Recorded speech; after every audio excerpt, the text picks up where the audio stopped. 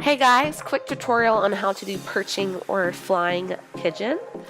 You will need a block, and if you don't have a block, grab something squishy. In my crow tutorial, I had a cardboard box. That'll do the trick.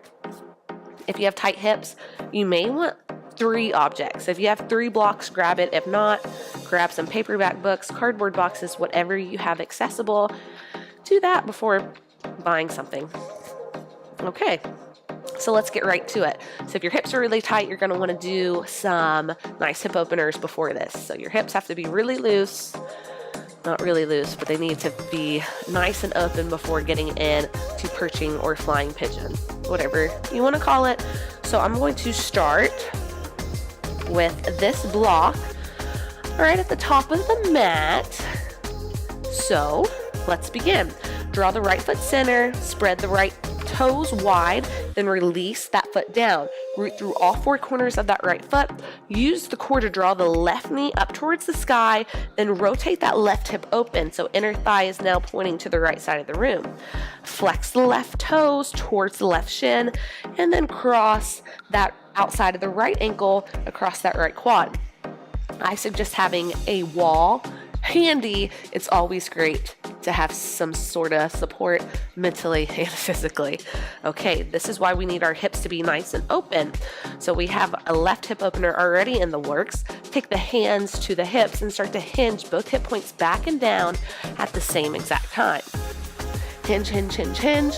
When you can hinge no more, release the head heavy, and then you'll want to make contact with the hands onto the mat. So if you find yourself up here, there is no way in the world my hands will get to that mat. That's why I want you to have 3 blocks handy. So if your hands are up here, you have this block now to give you the option to fly. And if this is your first balance pose, I'm going to suggest how to do crow pose before this. So this is kind of one step up from crow pose. So that's going to be the first thing. Your hands need to meet the ground. If they do not meet the ground, find your block.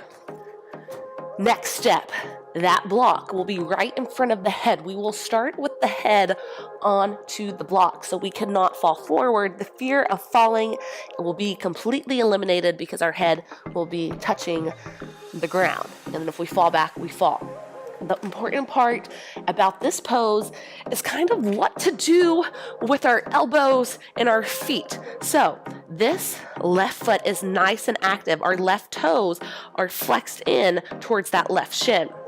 So just like crow pose, where we're kind of balancing and teeter-tottering, we have our right elbow underneath this right ankle, right outside the outside of it, maybe along the shin. So this is where we're balancing that right tricep.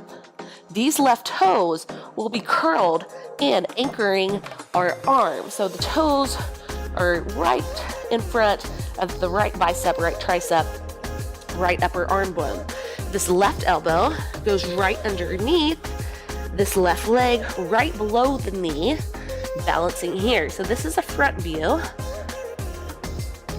And now we just take it to the side. Whew, my right leg's on fire. Okay, guys. So right elbow underneath the right foot, curl the right toes in to anchor. Left elbow underneath the left. You'll want to scoot back, plant the palms, bring the head to that block. Then start to balance and just lift the right toes up and down, then hold. When you have that, you can start to lift the head off of that block, having that teeter-tottering effect. Eventually you'll find that nice balance. And eventually you won't even need this block. So let me show you what it looks like without that block.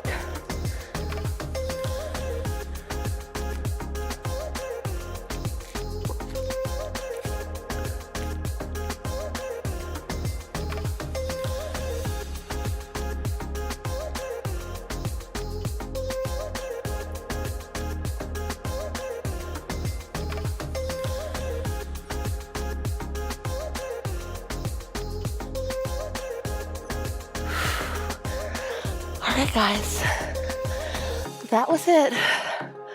Any questions, comment below. If not, I'll see you later. Have a good one.